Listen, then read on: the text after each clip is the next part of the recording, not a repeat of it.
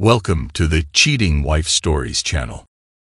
Around 2 a.m., aside from a few dim lights scattered through the hallways, the place was mostly dark. In my cramped 10x10 cell, lying flat on my back with my hands tucked behind my head, I stared at the shadows dancing around me. I should have been sleeping, but my mind was churning through memories I'd rather forget. Then I heard footsteps. I started counting. 7, 8, 9, 10. There he was. His face was set in a hard, emotionless mask, same as all the others here.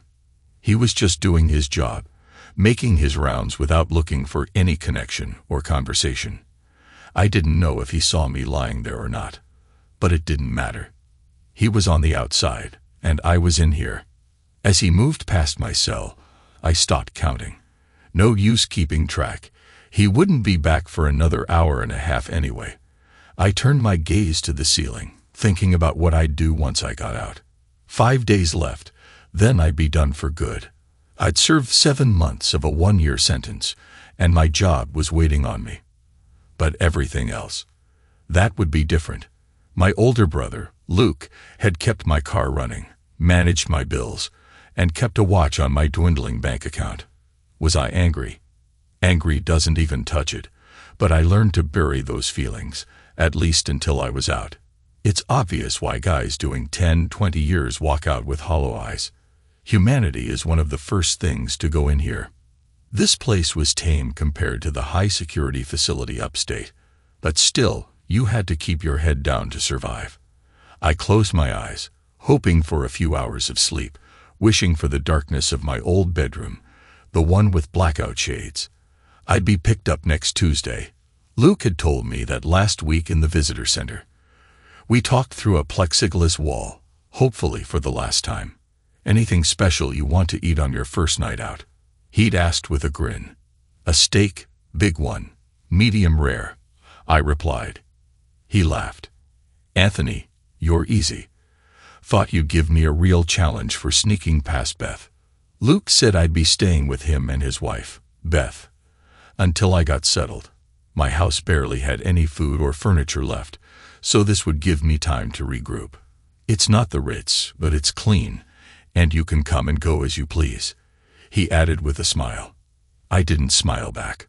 Thanks, I started to say, but he caught me off. Forget it.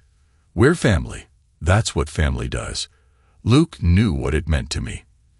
Don't worry about Mom and Dad, he continued. They'll come around once things settle down. But we both knew that wouldn't happen anytime soon. Seen my kids? I'd asked. 2 weekends ago, at Mom and Dad's, he replied. Nora looks about the same, but Jack's got one of those trendy bowl cuts.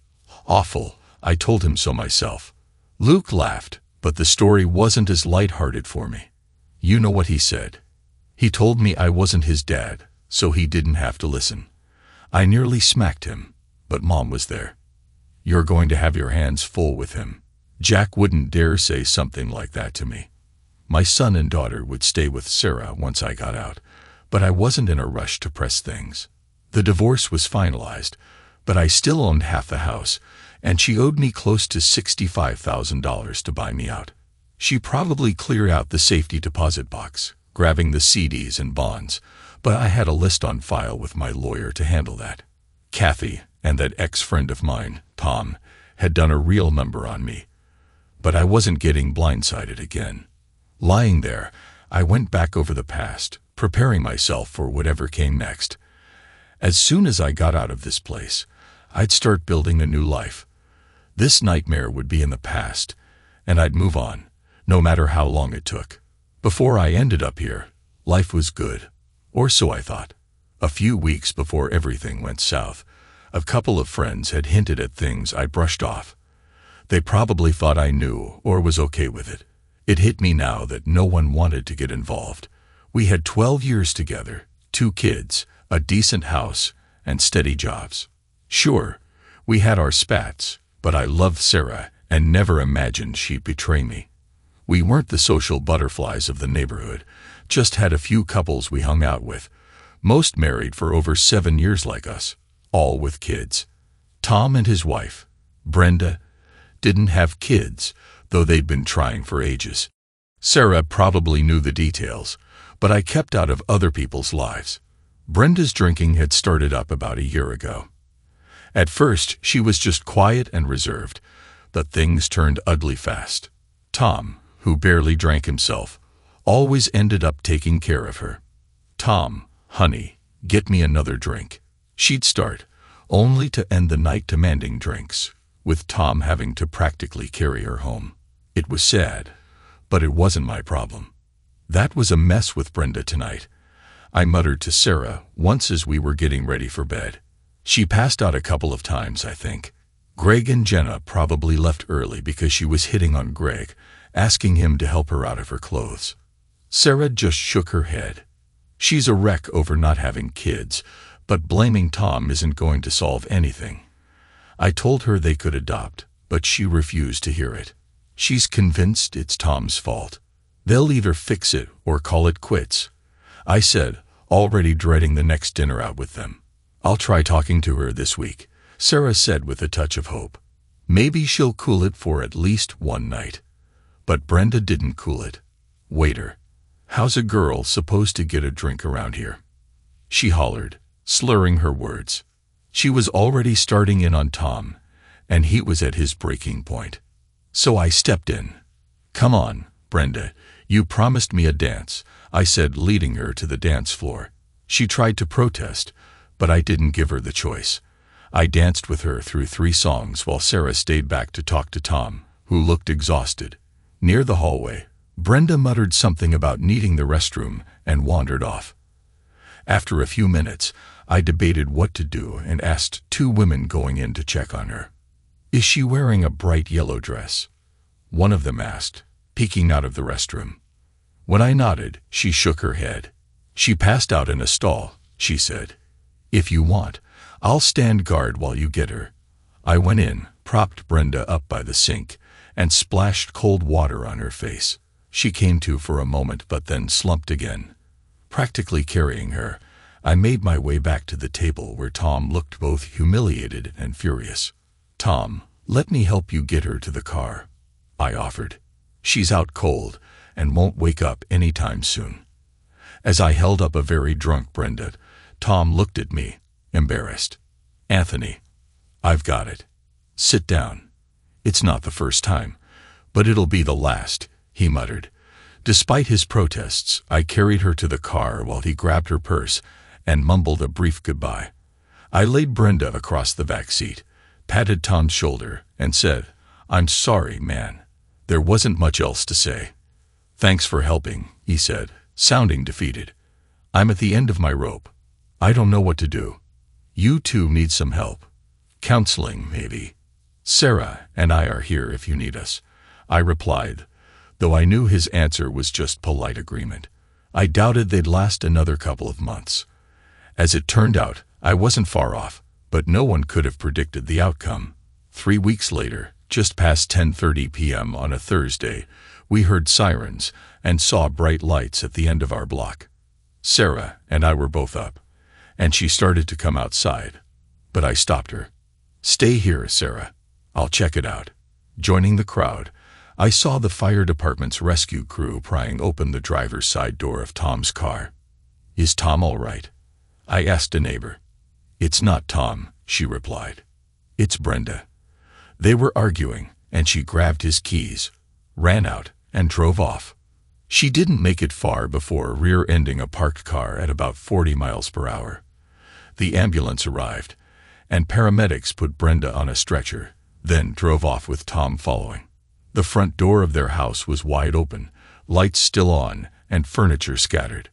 I called Sarah, updated her, then went over and locked up for Tom, leaving a note that I had his keys. "How's Brenda?" Sarah asked when I got home. I shook my head. Not good. She wasn't wearing a seatbelt and swerved before she hit the car. The airbag deployed, but she hit her head against the window hard enough to shatter it. She was doing around 35 miles per hour. "Tom's with her at the hospital. We'll wait to visit tomorrow. He's dealing with enough tonight." We went to bed but barely slept, worry gnawing at us. At 11:00 a.m., The next day, my phone rang, and Sarah's voice was frantic on the other end. "Anthony, Brenda's on life support. Tom's a wreck, and someone needs to be there. I'm leaving work. Meet me at the hospital." On my way there, I grabbed some food for us and called Sarah's parents to ask if they could pick up our kids after school. In the hospital waiting room, Sarah and others were gathered around Tom, trying to console him. "How is she?" I whispered to Sarah. She shook her head grimly. "Not good," she replied. "The doctor told Tom there's minimal brain activity, and he's been quiet since."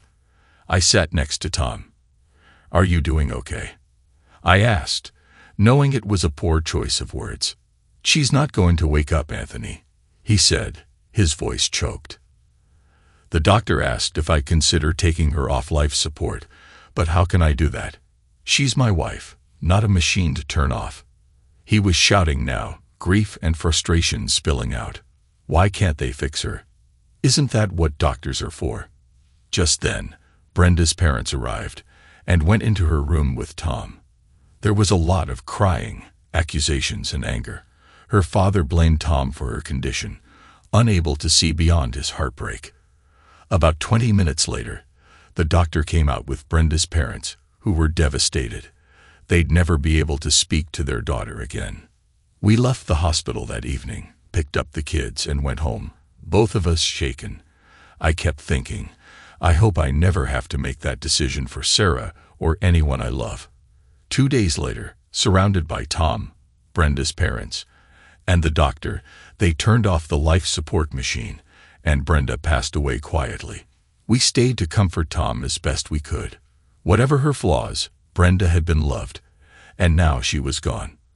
At her funeral, people only spoke of the good memories. Tom took it hard, retreating from everything.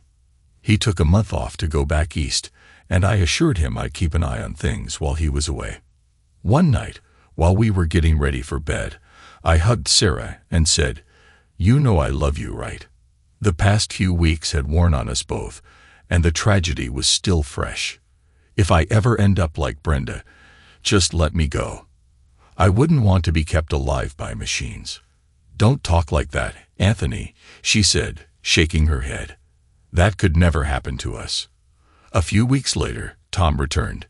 Sarah helped him go through Brenda's belongings, and after 3 months, he seemed to be on the mend. We invited him to social gatherings and even helped set him up on a few dates, though nothing really took off. Life started moving on again, or so we thought. 6 months later, Tom finally seemed like himself, laughing and socializing with us. It was good to see him finding joy again, a small piece of peace after such a painful time. Looking back, maybe I missed some signs. Sarah and I were still close, and things between us hadn't changed in some ways, but there was something different. After a few months, I finally asked if something was bothering her. "Nothing really, Anthony." "Why do you ask?" She replied a bit too casually. "You just seem a little distant lately." "Everything's fine," she smiled. "Maybe you just haven't been getting enough attention. If you want more, just ask." She laughed and used a word I'd never heard from her before: lovemaking. I shook off the odd feeling, kissed her, and tried to push it out of my mind, but I'll never forget Friday, August 20th. That day was when my world unraveled. Sarah called me at work, saying the kids would be with her parents for the weekend, and asked when I'd be home. "I'll make sure I'm back early," I told her, and she didn't ask for anything specific, just to let her know when I'd arrive. It was 3:30, about an hour and a half until I could leave, but my mind was racing, imagining a quiet weekend together. I drove home carefully, keeping an eye on the speed limit but still making it in a record 28 minutes. I should have noticed something was off when I saw 2 cars in the driveway, one of them Tom's. "Hey, honey, I'm home," I called out. Tom and Sarah were in the kitchen, and something in the air felt heavy. "Hey, Tom," I said slowly. "What's going on?" "Anthony, I need to talk to you." "Please have a seat," Sarah said, her voice unsteady. I stayed standing, crossing my arms. "I'd rather stand." "Anthony, I wanted you to hear it from me before you get the papers. Confused, I replied. What papers, Sarah? She took a shaky step back. Divorce papers, she murmured. My heart thudded painfully as I tried to make sense of it. What are you talking about? Divorce papers. I shot a glare at Tom. You should leave, Tom. This is between me and my wife. But then a realization hit me as I looked at her, then back at him. Tom, get out. Now. Anthony, this involves him too, she insisted. I clenched my fists, anger flaring. Tom, if you don't leave now, you'll leave in a body bag, I warned. He shot me a nervous glance before heading for the door. Sarah, you and I need to talk. Now. There's nothing to talk about, Anthony, she replied. I'm in love with Tom. I'm sorry. My voice shook with fury. How long has this been going on? Even before Brenda passed, Tom cut in, his tone cold. You don't know anything, Anthony. Oh, I know enough. While I was consoling you, you were with my wife. I spat. Get out of my house, both of you. Anthony, it's my house too, Sarah argued. Not anymore. Get out, I shouted. She looked at me and finally said, Fine, I'll come back for my things when you've calmed down. You'll be dead by then, I muttered as they left. After they were gone, I lost it. A couple of beers and some broken furniture later, the house looked as torn up as I felt. I gathered up all of Sarah's belongings, threw them on the lawn, and turned the sprinklers on for 4 hours. Then I locked up, had a few more beers, and drank until I couldn't think. The next morning, her things were gone. I was still simmering with anger and didn't reach out to anyone, though I was sure the neighbors knew by then. I called Sarah's mom to ask about the kids, but she was cold. Sarah already picked them up last night. Frank, don't play games. She was here picking up her things. Now let me talk to my kids. She hung up on me, and when I called back, she didn't answer. Furious, I canceled every credit card we shared and withdrew as much cash as I could from the bank. I made myself some coffee, ate, and thought through my plan for the day. Change the garage code, install new locks, and move anything valuable over to Luke's place. Just as I was about to leave, the doorbell rang. Looking through the peephole, I saw a man holding a large envelope. He waited a few minutes, then left. I called Luke and his wife, Beth, explained what had happened, and asked them to keep it quiet. Then I went to Home Depot for new locks. On my way back, I saw Tom's car in my driveway with Sarah loading things into it. My anger got the best of me. Instead of passing by, I floored it, screeching into the driveway and ramming into the back of his car. He scrambled inside just as I hit his car, pushing it against the closed garage door. I reversed, backed up about 15 feet, and ran it again, smashing his car through the door. Steam rose from under my hood, and my engine groaned, but I managed to back up again, this time with only a few feet between us before my car stalled. Heart pounding, I grabbed an aluminum bat from the garage and started swinging, shattering the windows and windshield. I was about to rip open Tom's door when loud voices shouted behind me. Drop the bat and put your hands on your head. I complied, dropping the bat and kneeling down. They cuffed me and placed me in the patrol car. Tom, shaking and pale, got out of his car, and my eyes met Sarah's tear-streaked face as she spoke to the police. I managed a bitter smile before they took me away. At the station, they booked me, and I made my one call to Luke. Being the weekend, I spent 2 nights in jail before my court appearance on Monday. I pleaded not guilty, and the judge set my bail, which Luke paid late that afternoon. Anthony, they're talking about attempted homicide, or at least assault with a deadly weapon, he said. I know, I muttered. First things first, though, take me to the bank. Sarah's probably drained the accounts, but I need to check. Sure enough, the cash was gone, though the CDs and bonds remained untouched, though a court order blocked me from accessing them. I called Sarah, who actually answered. You could have left me $5 at least. You really are cheap, I said. I needed that money for the kids and me, she replied coldly. Doesn't Tom make enough? I've got mortgage payments to think about too. Maybe I should just warm the house up with a little fire, I replied sarcastically. Anthony, stop with the crazy talk. I'm sorry it turned out like this, but you're not helping yourself, she said as though that would make it easier. I'll accept it when you send my kids back home, I retorted. I can't, especially given your recent behavior. After all this is over, I'll let you see them, but you won't be seeing me and Tom. She ended the call with, from now on, talk to my attorney. Sarah, you have no idea how sorry you're going to be, I muttered to the dial tone. At my next court date, my attorney argued for temporary insanity, saying I'd acted impulsively after Sarah's shocking revelation. Sarah and Tom painted themselves as victims, both requesting a restraining order. The judge questioned me about my words to Tom, and I admitted that I'd warned him, though maybe not in those exact words. How would you feel if a friend betrayed you like that?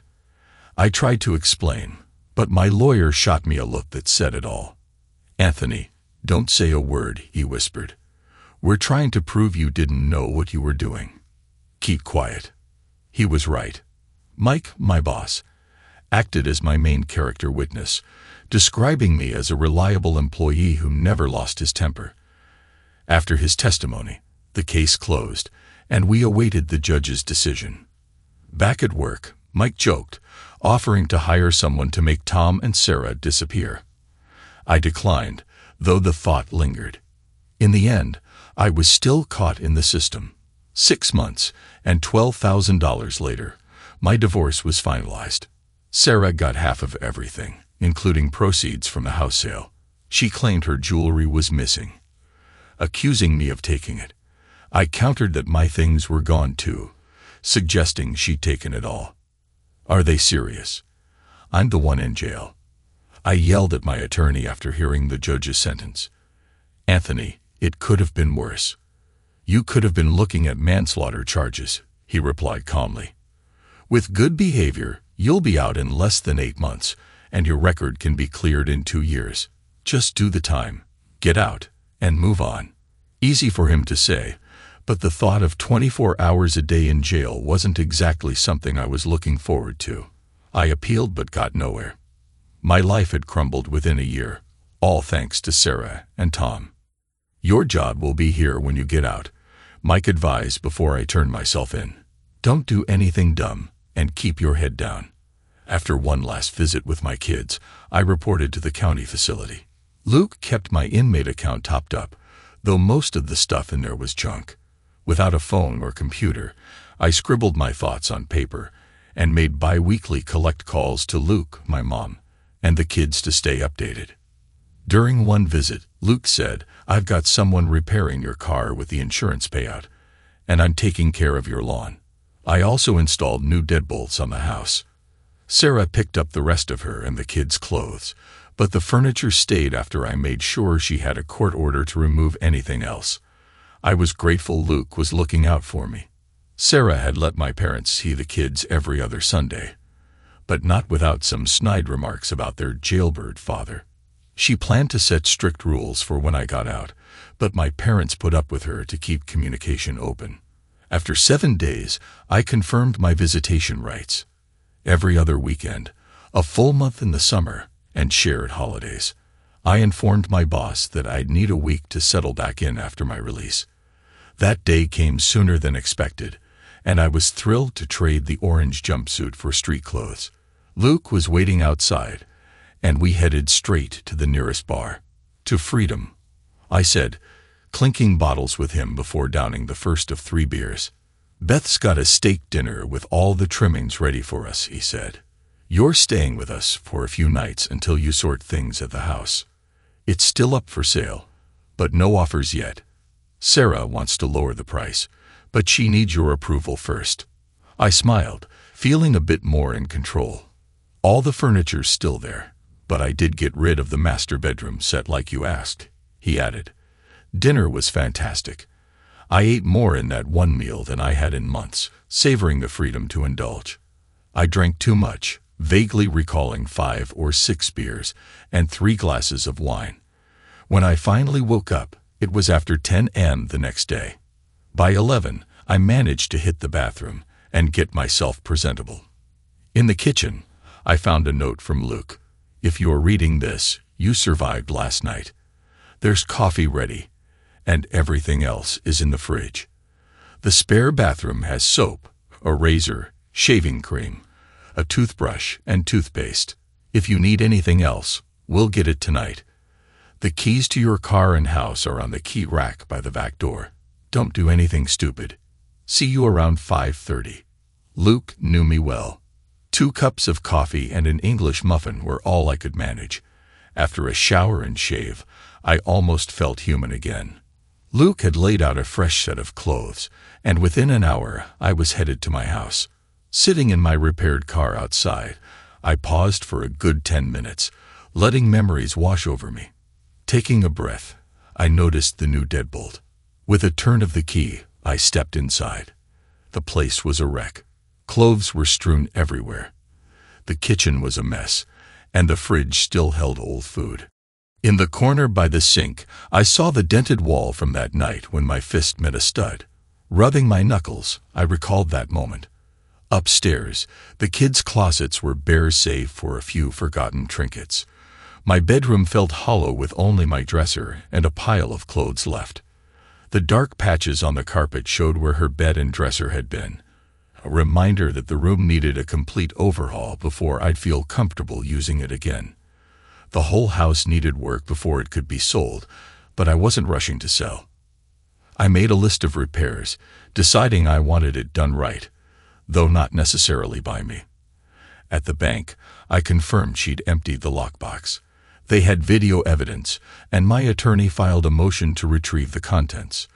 The court ordered Sarah to return everything she'd taken. "She's offering to trade her share of the house for your share of the CDs and bonds," my attorney explained. "I told her to return everything, or she'd face arrest for non-compliance. She can be as upset as she wants. My job is to protect your interests. That's why I'm here," he added. Back at the house, I took inventory of what I had left and called a local contractor to repair the walls. I also reached out to Mary Maines to clean up the kitchen and dining room, where I'd thrown the microwave and dishes. With the utilities still on, I could move back in once I got a new bed. After a bit of shopping, I found a decent queen-size set for $900. At least I wouldn't be sleeping on a mattress my ex had shared with someone else. Hank, the contractor, arrived Saturday morning for an estimate. "Your walls are solid," he chuckled, glancing at the dent. "Must have hurt when you punched that stud. Just fix the holes and put on a fresh coat of paint," I replied. "Nothing fancy." "How about $200? That's my price. Take it or leave it." "You did the neighborhood a favor with that thing with Tom's car," he added with a grin. "Most of the guys around here look up to you now." I thanked him, and he got to work. Within 6 weeks, my CDs and bonds were back in the bank. The house was repaired and cleaned, and things felt almost normal. When the kids stayed with me for their first weekend, it was awkward. I broke the ice, saying, "I know this feels strange, but this is still your home. Say whatever you need to. I've got thick skin now, and not much could shock me. Dad, we love you, and we're sorry about what Mom did," Jack said, with Nora nodding. "We didn't know about Tom until she said we'd be moving to his house. We weren't happy and still aren't." "Look," I told them, "there wasn't much I could do. Even without Tom, your mom, and I wouldn't be getting back together. What we had is over. I'm still your dad, and I'll always love you. I'll be here for you." We hugged, ordered pizza, and watched a movie.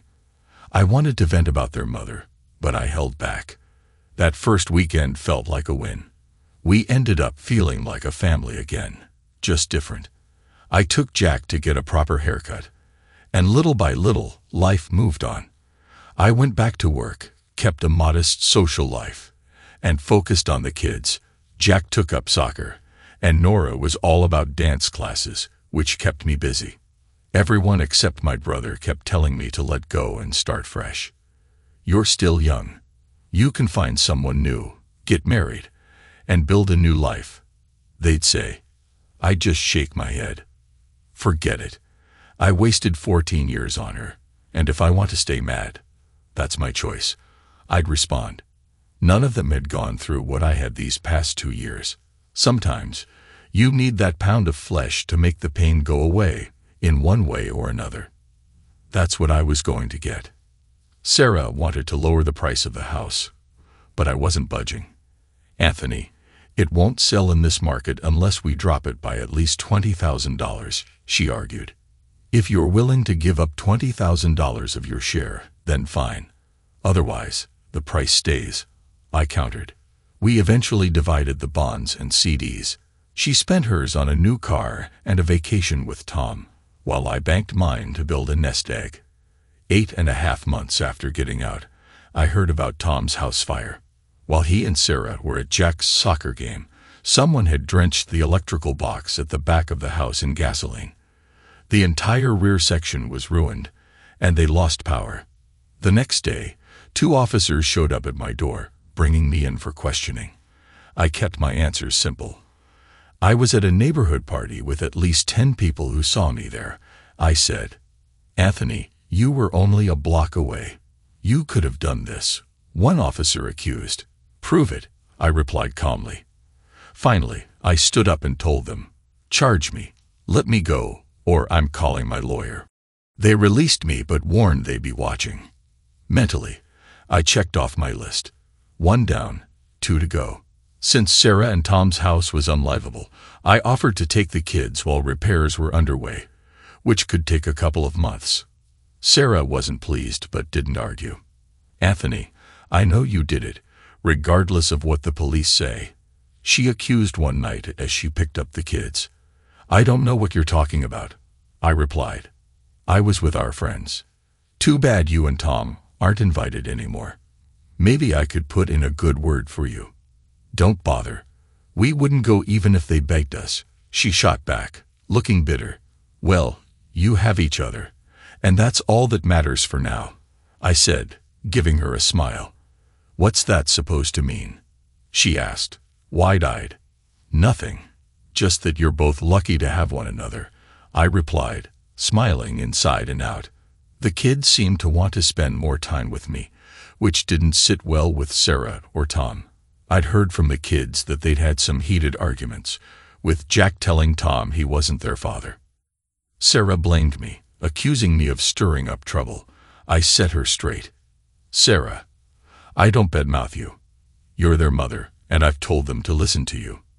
As for Tom, he's a backstabber lucky to still be walking around. But aside from that, he's an okay guy. She shot me a glare that could kill. He's good to your kids, so quit putting him down, she insisted. Not going to happen. He's nothing to me, and I'd gladly dance on his grave one day, I replied with an icy smile. She looked furious. Anthony, so help me. What are you going to do, Sarah? Cheat on me, divorce me, put me in jail, and make my life hell? Oh, wait, you already did all that. You can't hurt me anymore. Now go back to your husband and leave me alone. Without another word, she walked away. It was hard to believe I'd once loved her. Work was going well. Within weeks, I was back to full speed, and Mike had me take over 4 more accounts. With the kids and no one else at home, I had the time. After connecting with my new clients, I planned 2-day trips to each site to get familiar with their operations. 3 accounts were smooth, but Key and G Enterprises was a challenge. They were overhauling their manufacturing process, so I needed monthly visits to keep up. The assigned engineer was knowledgeable but arrogant and uncooperative, which made it tough to get the data we needed. Mike, if they don't get me what I need, their whole system's going to get screwed up, I warned. Mike brought in an intermediary who worked directly with me from then on. Her name was Amber Stevenson. Glad to meet you. Name's Anthony. I introduced myself, shaking her hand with a firm grip. Amber had a degree in process engineering and had been with K&G Enterprises for 5 years. We worked well together, and she always got me what I needed. 2 weeks before we wrapped up the first phase, I suggested dinner. Amber, I'd like to take you and your husband out as a thank you. The Westin where I'm staying has a great restaurant. How about 6 o'clock? She agreed, and we shook on it. I left the plant by 4:30, caught up on emails, and got to the restaurant early. When Amber arrived alone, I was surprised. "Where's your husband?" I asked. "I'm not married," she laughed. "Why do you ask?" "Oh, sorry. I just assumed," I replied, glancing at the rings on her finger. She smiled. "I wear these to keep things professional. People don't hit on a married woman, and I avoid any uncomfortable issues. Plus, married people get promoted faster. They're seen as more stable." "How do you explain it at company events?" I asked. "I just say he's out of town," she said with a shrug. "They don't ask anymore." We laughed, and by the end of dinner, I told her a bit about the past 2 years. "That's rough," she said, shaking her head. "What you went through was brutal. Tell me about it." But I'm moving on. Revenge was still on my mind, but I wanted to rebuild my life too. "You're young, Anthony, and there are plenty of women who'd be happy to be with a guy like you," she said, giving me a smile. "Maybe, but I haven't had much ambition to date. It's still hard to trust anyone." "Well, you did ask me out," she said, teasing me. "You and your husband," I corrected her. "If I wasn't married, would you still have asked?" She asked, eyes twinkling. "Probably," I said honestly. "You're easy to talk to, not like my ex." "Thanks, I think," she laughed. Dinner went great, and I left town the next day, not expecting to be back for a month. I asked Amber to call me if anything came up, and we kept in touch by phone and email. Soon enough, we were seeing each other most nights when I was in town, which was every couple of weeks. Trust was still an issue, but I was trying to get past it. After a couple of months, our relationship moved to the next level. I was finally ready to let someone in again, maybe. I'm starting to feel normal, I thought. One night, Amber said she had a conflict on Wednesday, and I didn't think much of it. I was in town, so I looked up a new restaurant to try out. After several visits, I'd been to most local places and found a nice Korean restaurant about 25 minutes away. I ordered a beer and a sampler platter, ready to relax. Then I heard her laugh. There was Amber, sitting with another man. They were holding hands, and it was clear this was no casual dinner. My appetite vanished. I finished my beer, paid, and left. On Thursday, I dodged her and ate lunch alone. By 3:00 p.m., Amber was back, following me around and acting flirty. "So you took care of your conflict last night?" I asked. "Yep, and tonight I'm all yours," she said, smiling. I looked her in the eye. "I found a cozy little Korean place with a sampler platter. Sound familiar?" Her face went pale. "Anthony, I can explain." "No need. I already got rid of one lying woman. I don't need another." I walked away and cut my trip short. After ignoring her emails for a week, she stopped trying. Fortunately, Mike reassigned me to a new contact, a guy this time. My trust issues were back in full force, and Amber only made it worse. Then, 3 months later, I got an unexpected early Christmas present. Tom was hit by a car while crossing the street. Witnesses only saw a black 4-door car with tinted windows. Coincidentally, it matched my black Toyota. Saturday night, 2 officers came to my house. My neighbor, Brad, watched as they walked up. "Mr. McVeigh, we'd like a word," one of the officers said. "Sure, no problem," I replied, glancing at Brad. "I'll catch up with you later," I told him, then turned back to the officers. "Mr. McVeigh, do you own a black Toyota Camry?" The other officer asked. "Yes, why?" I replied, joking, "Did I get a parking ticket?" They didn't laugh. "Is the car here?" the first officer asked. "Yeah, it's in the garage." "What's this about?" I asked. They asked to see it, so I opened the garage. One officer took out a camera and started photographing the front right bumper. "Can you explain these scratches and marks?" he asked. "No idea. It's an 8-year-old car. Some nicks and scratches are normal." When they didn't respond, I added, "So what's this about? Why are you interested in my car?" "Mr. McVeigh, there was a hit and run yesterday, and witnesses described a black sedan with dark windows like yours. Like mine and about 1,000,000 other cars in town," I replied, feeling irritated. Did the license plate match, or did anyone actually see me driving? The officer paused. "The witnesses only saw the car." "Well, as you can see, there's no real damage to the front," I said, gesturing at my car. "I can account for my whereabouts from 8 a.m. to 6 p.m. yesterday. Why are you picking on me?" "Your history with the victim and past threats led us here," one officer replied. "Thanks for your cooperation." They started walking back to their patrol car. "Wait," I called after them. "Who was hit?" "Mr. Kelly," the officer replied, not turning back. "Is he dead?" I asked, unable to hide my smile. "No, but he's in critical condition," the officer said, looking over his shoulder as they drove off. I went inside, opened a bottle of wine, and ordered a pizza. I ate most of the pizza and downed the entire bottle of wine in what felt like a well-deserved celebration. The neighborhood buzzed with gossip about Tom. Some felt sorry for him, while others said he got what he deserved. Personally, I was in seventh heaven. 2 days later, things took a turn, and Tom died. I showed up at his funeral sharp as a tack in a new suit with a fresh haircut and polished shoes. I even had my car washed and waxed for the occasion. The funeral home wasn't packed, but a lot of people lingered outside. As I entered, conversations hushed. I didn't bother signing the guest book, just walked straight down the aisle. Sarah looked horrified, but my kids gave me small smiles. She tried to stop me from reaching the casket, but I'd been preparing for this moment. When I got there, I leaned over and spat in Tom's face, enough to dribble onto his shirt. Sarah screamed, calling me every name she could think of. I didn't hide my smirk. 2 down, 1 to go, I whispered to her. She froze, terror mingling with her tears. "I warned you," I said softly and walked out of the silent funeral home. Over the next month, the police questioned me twice more at Sarah's insistence.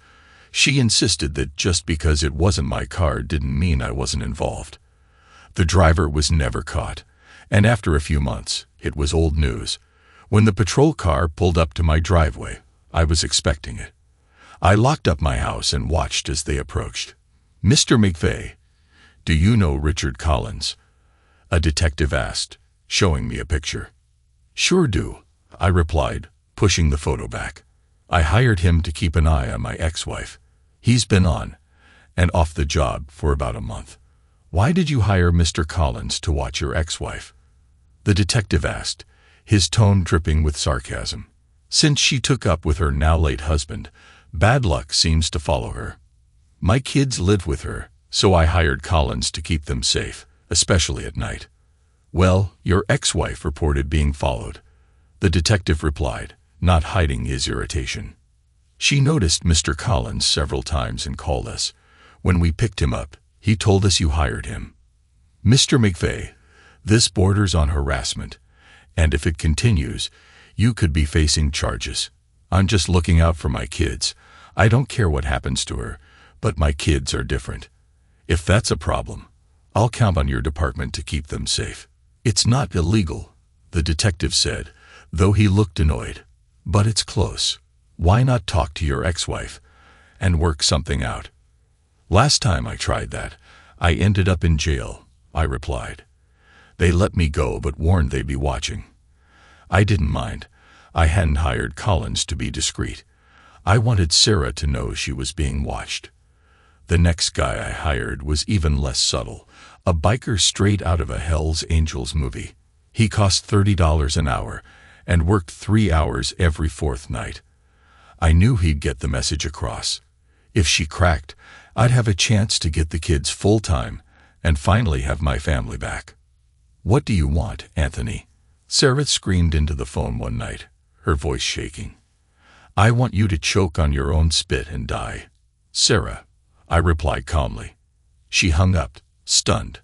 I was on my porch when the police arrived. You're late, I said, waving them in.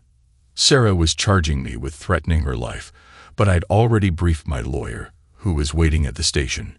My client expressed a wish, not a threat, he told the officers. They tried arguing that she felt threatened because she was being followed, but my lawyer held his ground.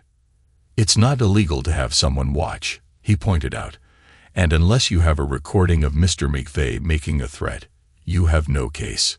Mr. McVeigh, why don't you move on? She left you.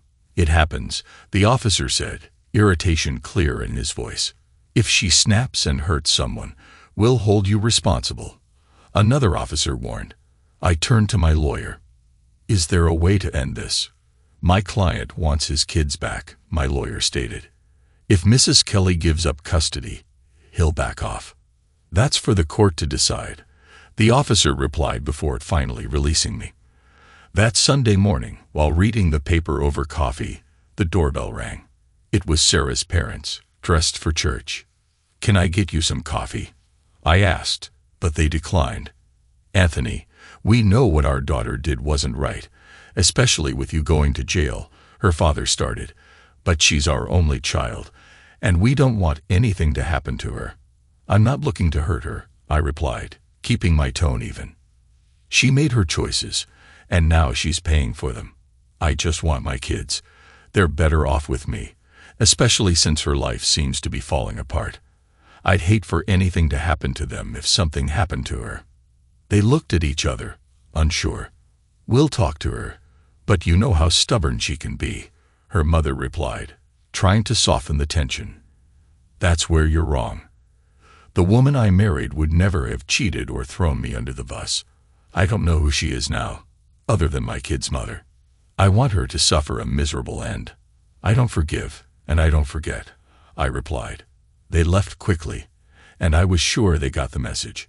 Thursday evening, around 7:00 p.m., she finally showed up. She must have walked over since I hadn't heard a car. I looked through the peephole and opened the door. Come in, Sarah. Want a drink? Hemlock on the rocks. I joked, shutting the door. Very funny. You really are a jerk, you know that. She shot back. I opened the door, gesturing outside. I think we're done here. Nice of you to stop by. I hope you have a short, miserable life, I said. I'm not leaving until we talk, she insisted, settling into the living room. Suit yourself, I replied, pouring a glass of wine. So, what brings you by? I still own half of this house, she said, minus what I've paid since the divorce. I reminded her. I want it sold. What will it take to drop the price? She asked, exasperated. An act of God, or you could cover the loss with interest, I replied coolly. I just want you out of this neighborhood and out of my life, she retorted. That's never going to happen, I said firmly. Do you hate me that much? She asked, her tone softer. More than you could ever imagine, I replied. It wasn't meant to go down this way. She started, clearly uncomfortable. I never planned to get involved with Tom. It just happened. Things don't just happen, Sarah. You went into it willingly, I shot back. He needed me, she said defensively. I fell in love with him because we needed each other. What were you doing? Charity work? I asked, my voice sharp. I needed you. Our kids needed you. Our marriage needed you. You chose him over us. Now he's dead, and suddenly he's not so needy anymore, I said, smiling at the memory. I only wish I'd been the one driving the car. You've become so hateful, Anthony. Taking pleasure in someone's misfortune is twisted, she said, disgusted. I may be twisted, but you and Tom pushed me there. 60% of marriages fail, but not all spouses end up hating each other. Don't you care about anyone else's marriage? She asked, her eyes narrowing. Not one bit, I replied. And by the way, how long have I been a fool? She hesitated, then finally answered, 5 months. I nearly told you after the first time. I was devastated. But you didn't, and it kept happening. How many times did you sleep with him in our bed? Never, she said angrily. I wouldn't do that. So it was fine anywhere else. I retorted. Our friends saw it and didn't tell me. I can't trust anyone now. What do you want, Anthony? She asked, her eyes pleading. This house is our last connection. What about the kids? I replied coldly. I'm not giving them up, she replied. You drove me to lose custody. If I hadn't gone after Tom's car, things might have been different. Now it's just you and me. Her eyes widened in shock. Are you threatening me? Me, deprive my kids of their mother? Never. But if something should happen, well, I'd make sure they always remember you. She stood up, visibly shaken. I'm out of here. We had 12 good years, and I'm sorry it ended like this. She moved to kiss my cheek, but I pushed her away. Don't touch me. You disgust me, I said coldly. I'm sorry, she stammered. Don't be. I'm not, I replied, watching her walk away. As she reached the driveway, I called out, you know, Tom had the same look right before he died. Too bad I didn't snap a picture. She ran back to her house. In truth, I'd been the one to start the fire at Tom's house. 2 Gatorade bottles of gasoline and a cigarette were all it took. I'd made sure everyone was out before slipping away. As for his death, that was just dumb luck on his part. Still, Sarah and her family would always suspect I was involved, and that was fine with me. Now Sarah was likely at home, locking her doors, thinking she was next. But I wasn't planning to touch her. I'd just keep planting hints and letting her paranoia grow. Maybe someday the kids would choose to live with me. The only truly good thing to come out of all this mess was meeting someone new. Her name is Amanda, and she works for the State Department of Corrections. She was responsible for checking in on me after I was released, making sure I was adjusting. Amanda's tough and takes no nonsense, which I respect. When the formalities were over, we started talking and found we actually had a lot in common. Once my probation was up, we went out on an actual date. I told her I had trust issues, and she admitted that most people lie to her one way or another. We're both working on our trust issues together, getting to know each other. Amanda's shown me how my bitterness was holding me back from real life and meaningful relationships. If you mess up and land yourself back in jail, I'll make sure it's my cell block where you end up. She told me with a smile that sent a chill down my spine. And you know what? I believe her. She's someone I'd never cross, and it's comforting knowing she'd never cross me either. For the first time in years, I think I'm ready to move on and open myself up to something real. Thanks to everyone who took the time to listen to today's stories. If you enjoyed it, please consider liking and subscribing if you haven't already. Feel free to share your thoughts on the events in the comments below. Take care.